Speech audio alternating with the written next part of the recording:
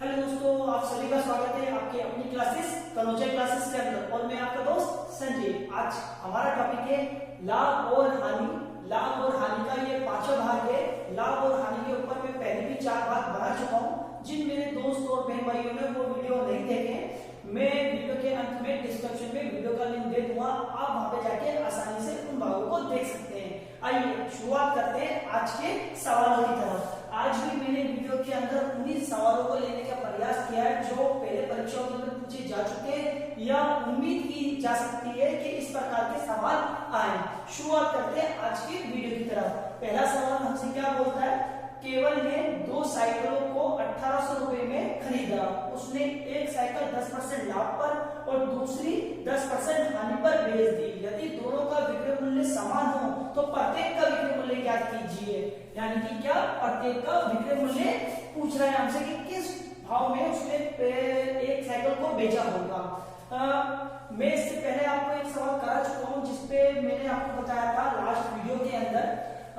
उसमें कुछ ऐसा था कि एक साइकिल का विक्रय मूल्य दे रखा था और बोल रहे थे कि एक 10% हानि हो रही है और 10% लाभ हो रहा है, या कोई सी भी संख्या में ठीक से ध्यान नहीं आ रही है। 10% या 15% का था कि एक पे लाभ हो रहा है और एक पे हानि हो रही है। और उसको सवाल के अंदर मैंने आपको बताया था कि उसमें हमेशा हानि ही होगी। अब इसके अंदर पहले ही आपको क्लियर कर दिया, लाभ और हानि हो रही है। ठीक है, लाभ और हानि हो रही है। अब इस स्थिति में आपको क्या करना पड़ेगा, इसके लिए मैं एक छोटा सा आपको फॉर्मूला बताने जा रहा हूँ। आइए शुरुआत करते हैं सवाल को सॉल्व करने की। मान लीजिए आपको यहाँ पे दिया कोई एक इसको मान रहे हैं हम, ये 1800 रुपए। ये जो 1800 रुपए दे रखे ना, इसको हमने माना ए। ठीक है, फिर आप क्या करें, यहाँ पर आप क्या करें, यहाँ पर आपको 10% दे रखा है। यहाँ पे जो लाभ है उसमें आप 10% जोड़ दीजिए। हम सबको पता चल गया अब तक लाभ को जोड़ना है और हानि को घटाना है। फिर आप क्या करें, जो हानि दे रखी है उसको 100 में से माइनस कर दें, 10% दिए। अब इसको क्या करें, आप यहाँ पे रखें और डिवाइडेड बाय कितना करें, 20,000। अगर यहाँ पे मान लीजिए कोई और राशि आती तो हम यहाँ पे इंटू करके जोड़ देते, जो भी लाभ होता प्लस कर देते, और अगर माइनस का बोलता है यानी कि हानि का बोलता है तो हम लोग माइनस कर देते। फॉर्मूला हमारे सामने है। अब हमें क्या करना है ऐसी स्थिति के अंदर, हमें क्या करना है, अब हमारे संख्याओं को पुट करना है। हमें क्या बोले यार, 1800 रुपए तो आपका क्या है, आपको साइकिल को खरीदा उसने, यानी कि खरीदा यानी कि क्रय मूल्य। अब यहाँ पे क्या बोला यार, 10% लाभ है तो यहाँ पे कितना कर दूं मैं, 110, और यहाँ पे कितना कर दूं, यहाँ पे कर दूं मैं 90, और डिवाइडेड बाय कितना करूं मैं, 20,000। अब इसको सॉल्व कर लीजिए, कितना आएगा ये, मैं 1 0 से 1 0, 1 0 से 1 0 और 1 0 से 1 0।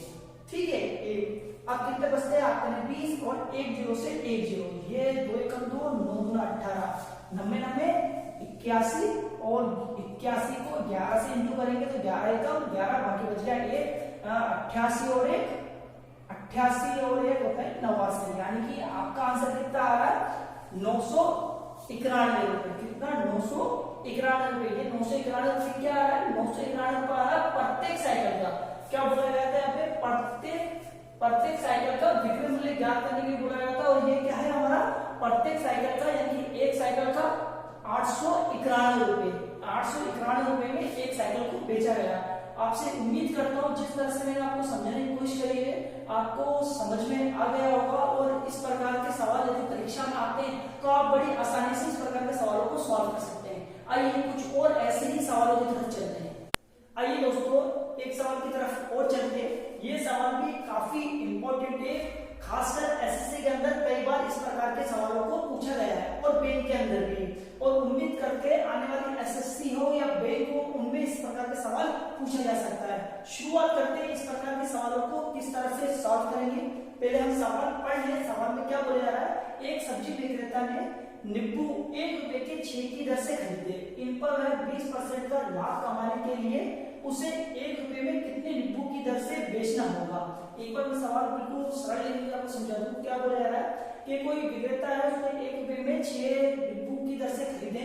अब वह 20% का लाभ कमाना चाहता है इनके ऊपर। अब वह उसे कितने रुपए में बेचे, कि उसे कितने 1 रुपए में कितने नींबू बेचे कि उसे 20% का लाभ कमा ले। इस प्रकार के सवाल को सॉल्व करने के लिए बिल्कुल एक आसान तरीका बताने बताने जा रहा हूँ। आइए शुरुआत करते हैं हम। सबसे पहले यहाँ पे रखते हैं आप दर, ठीक है ना। इस प्रकार के सवाल के अंदर दर हमेशा आपको दी जाएगी। उसके बाद करें आप इंटू और यहाँ पे लिखे 100, ठीक है। उसके बाद आपको क्या बोलेगा लाभ, ठीक है। 100 में आपको लाभ को क्या करना है, जोड़ना। और आप लोग मुझे कमेंट करके बताना कि जब मैंने यहाँ पे लाभ लिखा तो आपको पहले ही पता था जुड़ेगा या घटेगा, ठीक है, या मेरे लिखने के बाद पता चला कि लाभ आपको जोड़ना है। आप एक छोटी सी चीज को हमेशा ध्यान रखें, लाभ हमेशा क्या तरफ फायदा, और फायदे को आप जोड़ लीजिए और जो चीज नुकसान दे उसको घटा दीजिए आप। आइए शुरुआत करते हैं हमारे सवाल की तरफ वापस से।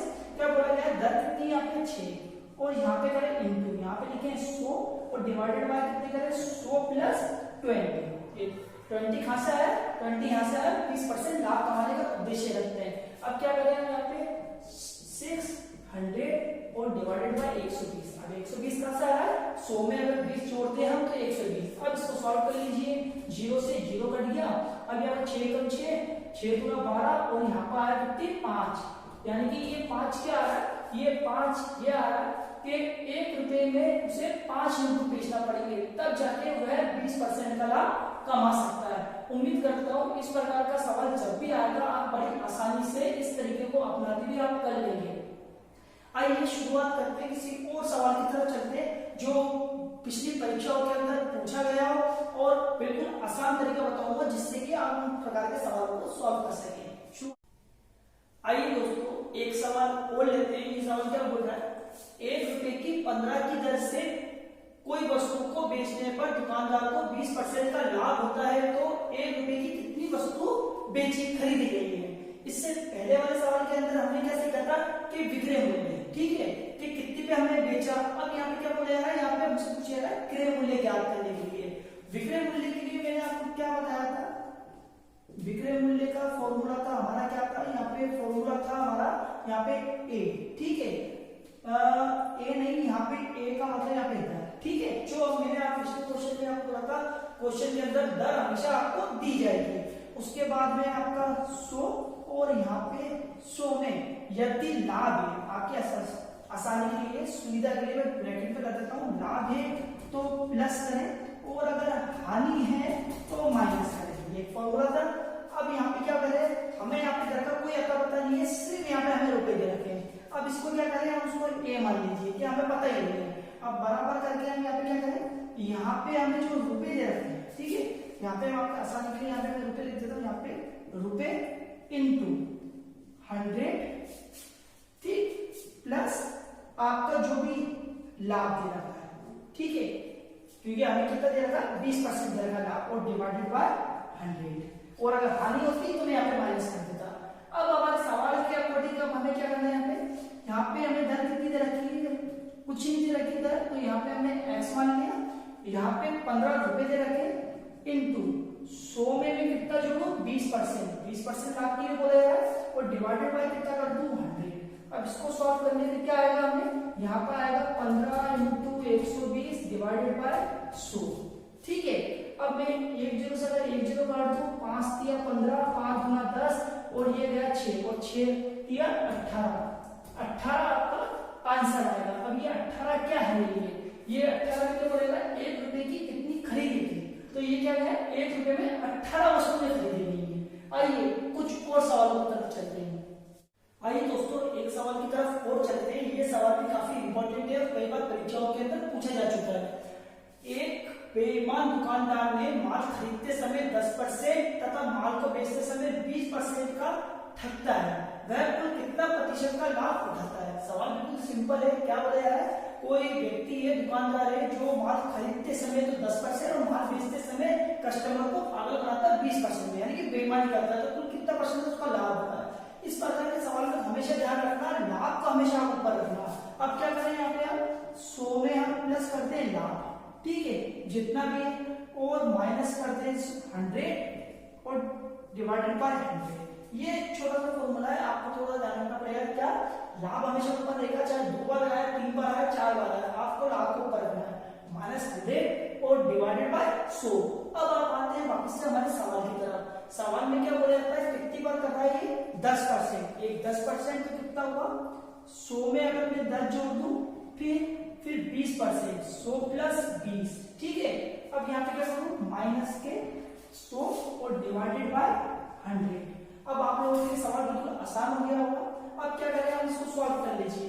अब इसको सॉल्व करेंगे तो कितना बनता है, ये बनता है 110 इंटू 120 माइनस के 100 और डिवाइडेड बाय 100।